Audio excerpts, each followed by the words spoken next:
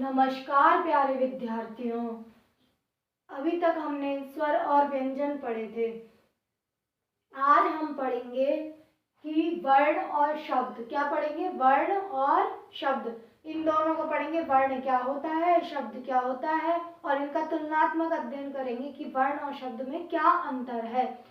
और देखिए, वर्ण हम परिभाषा बाद में पढ़ेंगे। पहले हम पढ़ेंगे कि होता क्या है, इनको समझेंगे, फिर इनकी परिभाषा पढ़ेंगे, फिर हम अपने हिसाब से इनकी परिभाषा बनाएंगे। ठीक है। वर्ण जैसे ए, आ, ई, बड़ी ई, यानी कि जितने भी स्वर हैं, ऊ, बड़ा ऊ, ए, आई, ओ, औ।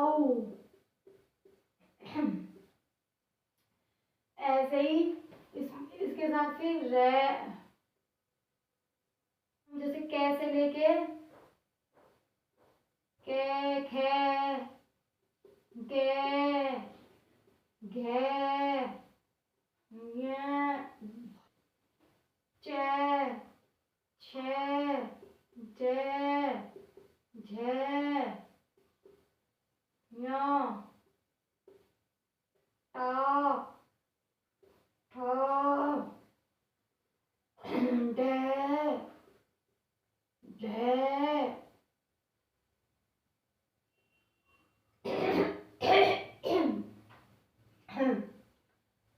णे, टे, थे, दे, धे,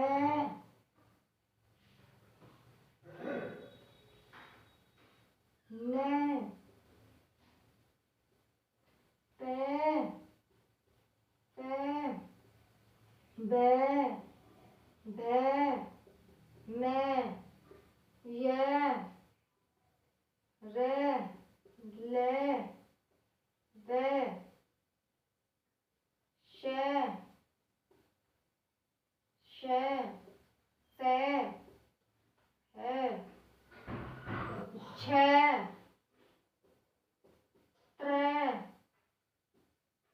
गे, और इनके अलावा हमारे जो यहाँ पे अंगूर, अनुनासिक शब्द हैं, जो अंग और ए। अब देखिए, इन्हें कहते हैं हम वर्ण, और शब्द किसे कहते हैं? जैसे कल, जल, दीपक, सरल, गरल।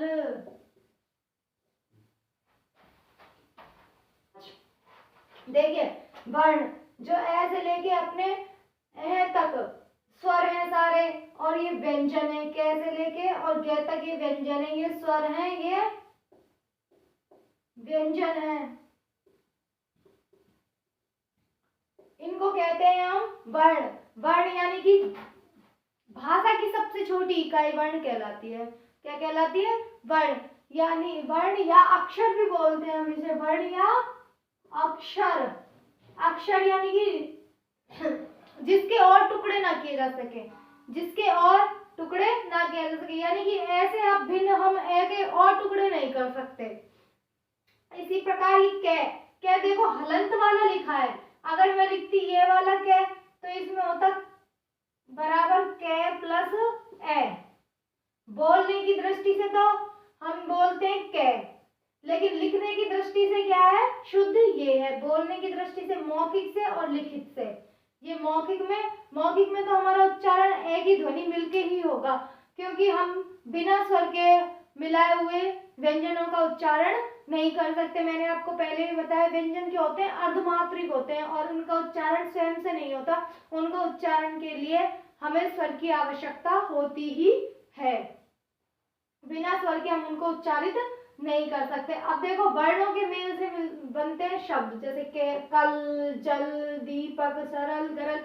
जैसा कि आपने पढ़ा होगा, जब आप छोटे थे तो पहले आपको वर्ण सिखाए गए थे, फिर जोड़ जोड़ के वर्णों को शब्द सिखाए गए थे, फिर शब्दों को जोड़ जोड़ के हमने वाक्य बनाए थे। तो हम उन्हें भी पढ़ेंगे। पहले हम वर्ण और शब्द में अंतर जान लेते हैं। शब्द किसे कहते हैं? शब्द किसे कहते हैं? वर्णों के सार्थक समूह को शब्द कहते हैं। किसे कहते हैं? वर्णों के, किसके? वर्णों के सार्थक समूह को। यानी कि सार्थक का मतलब होता है अर्थ होना चाहिए उस शब्द का। जैसे कल, कल का अर्थ है आने वाला कल या बीता हुआ कल। जल, जल यानी कि पानी। दीपक, दीपक यानी कि दिया। शरल, गरल, इन सभी का, गरल माने जहर या विष, तो इन सभी का क्या अर्थ होता है? कुछ ना कुछ अर्थ है। अब जैसे हमने लिख दिया कोई शब्द, मान के चलो लिख लिया यल, यत, यर, अब इनका कोई अर्थ है? ये क्या है? ये दोनों शब्द क्या है? निरर्थक है। क्या है? ये दोनों शब्द है निरर्थक है। क्या है? निरर्थक। तो निरर्थक होने की वजह से ये शब्द क्या है? शब्द नहीं कहलाएंगे। क्या नहीं कहलाएंगे? ये शब्द नहीं कहलाएंगे। शब्द नहीं कहलाएंगे। क्यों? क्योंकि ये क्या है? निरर्थक है। क्या है? निरर्थक है। क्योंकि शब्द का क्यों कोई ना कोई अर्थ होना चाहिए तभी वह शब्द कहलाता है। अब हम इनकी परिभाषा से, जैसे जल, जल, अब इसको हम जैसे तोड़ के देखते हैं। जैसे कल में कितने वर्ण हैं? तो अगर हम इसका पूरा स्वर और व्यंजन निकाल के करते हैं तो के में ए प्लस ले में ए, 4 वर्ण हो जाते हैं, बराबर कल बनेगा। लेकिन अगर हम बोलने की दृष्टि से देखें तो इसमें 2 वर्ण है, के प्लस ले बराबर कल। तो इस हिसाब से शब्द और वर्णों का आपको अगर थोड़ा बहुत समझ में, और आगे हम आपको समझाते हैं। अब हिंदी एक भाषा है। हिंदी क्या है? एक भाषा। सारी हिंदी, इंग्लिश, संस्कृत, पंजाबी, उर्दू जिनको हम बोलते हैं, इनकी अलग अलग बोलने का तरीका होता है। तो ये सब क्या है? एक भाषा। क्या है? एक हिंदी। और हिंदी क्या है? एक भाषा है। अब भाषा शब्द किससे बना है? भाषा शब्द संस्कृत की भाष धातु से बना है। किससे बना है? भाषा शब्द किससे बना है? संस्कृत की भाष धातु से मिलकर बना है, जिसका अर्थ होता है प्रकट करना। जिसका अर्थ क्या होता है? जिसका अर्थ है प्रकट करना। क्या है? प्रकट करना। प्रकट करना। अब देखिए, हम मुख से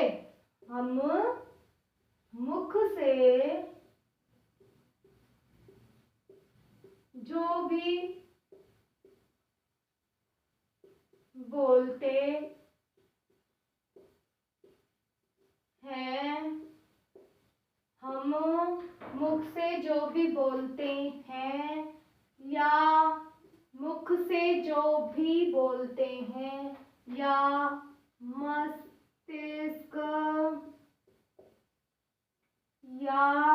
मस्तिष्क में जो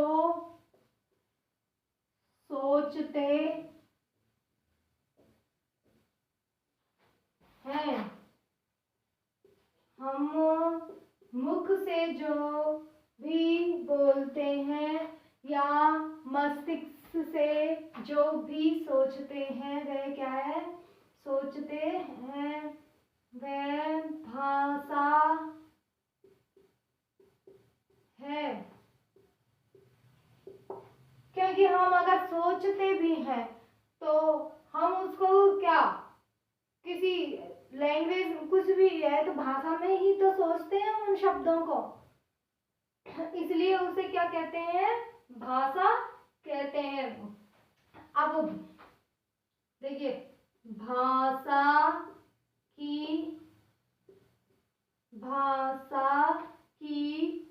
सबसे छोटी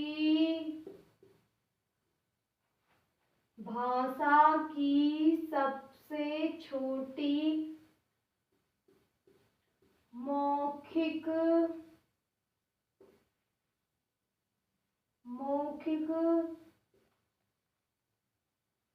इकाई भाषा की सबसे छोटी मौखिक इकाई ध्वनि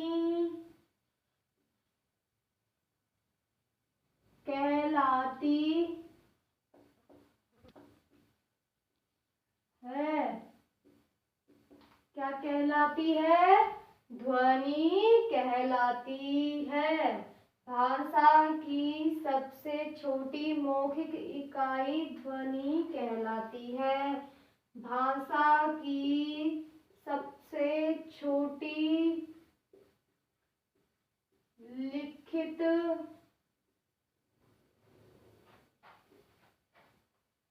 इकाई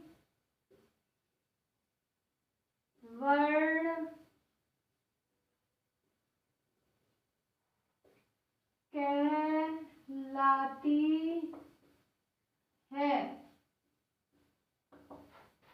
अब देखिए, जो हम मुख से बोलते हैं तो हमारे ध्वनि के रूप में वो वर्ण बाहर निकलते हैं। जो हम मुख से कुछ भी उच्चारण करते हैं, मुख को खोलते हैं उच्चारण के लिए, कुछ भी बोलने के लिए, तो हमारे मुख से क्या ध्वनि प्रकट होती है। क्या प्रकट होती है? ध्वनि प्रकट होती है। उसी ध्वनि को यानी कि हमारे बोलने को या फिर भाषा की जो सबसे छोटी बोलने को हम क्या कहते हैं? मौखिक कहते हैं। मौखिक इकाई है वो क्या कहलाती है? ध्वनि कहलाती है। और भाषा की सबसे छोटी बोलकर प्रकट करना ध्वनि कहलाता है और लिखकर प्रकट करना वर्ण कहलाता है। बोलकर प्रकट करना क्या कहलाता है? ध्वनि कहलाता है और लिखकर उसको प्रकट करना क्या कहलाता है? वर्ण कहलाता है। अब आपने बताया था मैंने आपको वर्ण कौन कौन से होते हैं, कैसे होते हैं। और अब है शब्द। क्या है? शब्द की परिभाषा देखिए। वर्णों से मिलकर बने हुए समूह को शब्द कहते हैं। किससे मिलकर? वर्णों से मिलकर बने हुए समूह को शब्द कहते हैं। अब हम पढ़ते हैं शब्द की परिभाषा। किसकी परिभाषा? शब्द की परिभाषा। क्या? शब्द की परिभाषा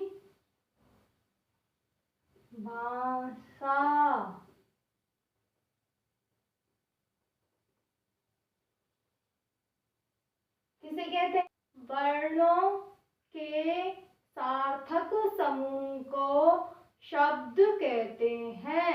वर्णों के सार्थक समूह को शब्द कहते हैं। किसे कहते हैं? वर्णों के सार्थक समूह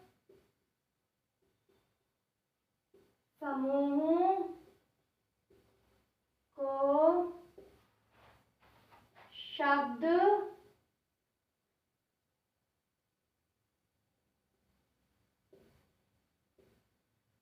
कहते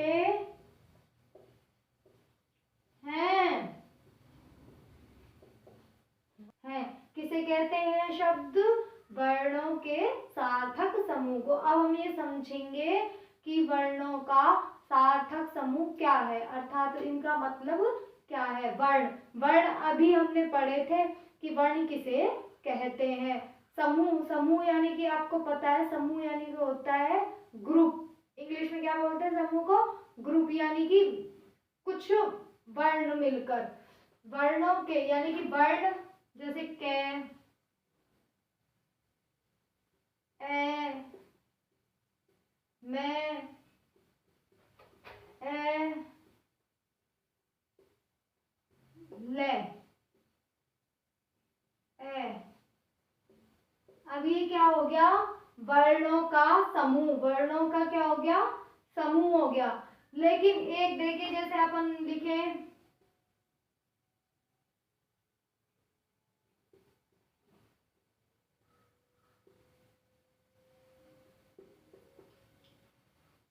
वर्णों का समूह, ये भी वर्णों का समूह है और वर्णों का समूह ये भी है। लेकिन यहाँ पे क्या लिखा है? किस पे जोर दिया गया है? सार्थक पे। किस पे?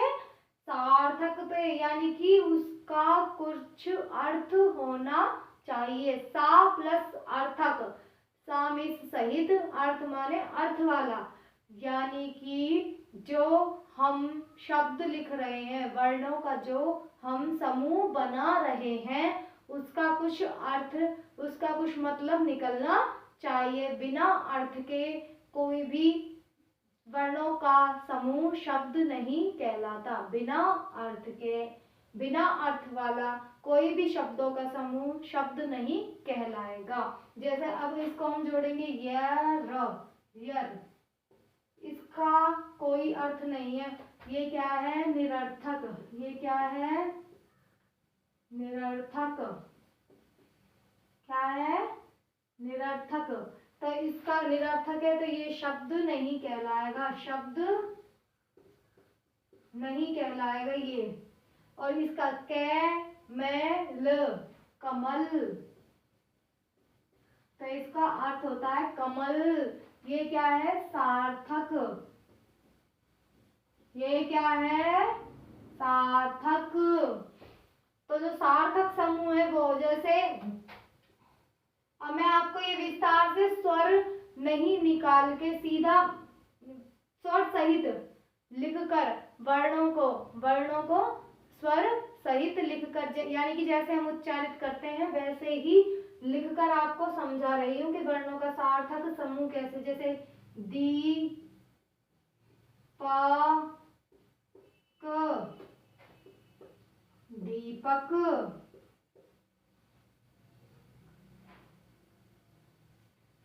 सरल, सरल, ही, दी, हिंदी, भा प्लस सा, भाषा आदि। इस प्रकार से, यानी कि वर्णों का क्या है, ये सब सार्थक समूह। कैसा समूह है, सार्थक समूह। वर्णों का कैसा समूह है, यह सार्थक समूह। कैसा समूह है, सार्थक समूह। अब समझ में आ गई सभी को शब्द की परिभाषा कि वर्णों के सार्थक समूह को शब्द कहते हैं। यानी कि सार्थक, यानी कि जिस वर्णों को हम मिला के कोई शब्द बना रहे हैं उसका कुछ ना कुछ अर्थ भी निकलना चाहिए। अब हम व्याकरण की दृष्टि से शब्दों को कई प्रकार से पढ़ सकते हैं, जैसे मुख्यतः 3 प्रकार से।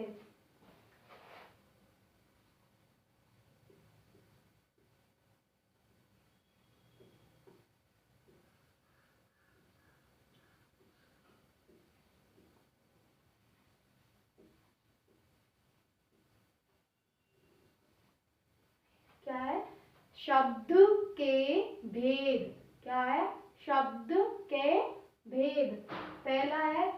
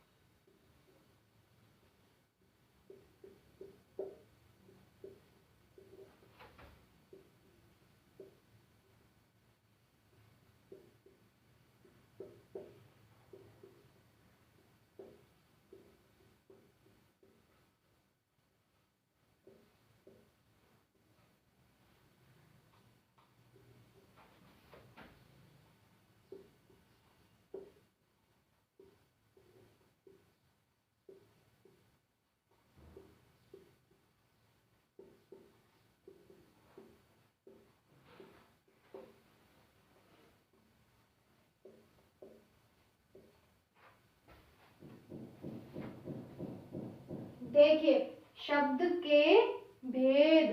शब्द के भेद 3 प्रकार से हम शब्दों के भेदों को पढ़ सकते हैं। पहला है रूप परिवर्तन। परिवर्तन के आधार पर, किसके आधार पर? रूप परिवर्तन के आधार पर। रूप परिवर्तन के आधार पर कितने भेद है शब्द के? 2। कितने हैं? 2 भेद। रूप परिवर्तन के आधार पर शब्द के 2 भेद होते हैं। अब है उत्पत्ति के। उत्पत्ति के आधार पर शब्द के 5 भेद होते हैं। कितने? उत्पत्ति के आधार पर शब्द के 5 भेद होते हैं। उत्पत्ति यानी कि कहाँ से उत्पन्न हुए, ये शब्द कहाँ से आए हैं। और रूप परिवर्तन यानी कि किस प्रकार से हम परिवर्तन, किस शब्द में हम परिवर्तन हो जाता है, किसमें नहीं होता। वो किसी चीज के साथ, जैसे कि संज्ञा सर्वनाम इनके साथ बदल जाते हैं, किसके साथ नहीं बदलते। रचना के आधार पर यानी कि बनाने के आधार पर, कौन सा शब्द की जिसकी हमने रचना की है वो किस प्रकार से, उसके आधार पर शब्द के 3 भेद होते हैं। कितने भेद होते हैं? 3 भेद होते हैं। शब्द के इन भेदों को डिटेल से पढ़ेंगे हम नेक्स्ट वीडियो में। प्लीज इस वीडियो को आप लाइक शेयर सब्सक्राइब कीजिएगा और अगले वीडियो को भी देखिएगा जिसमें हम डिटेल से शब्दों के भेदों को पढ़ेंगे।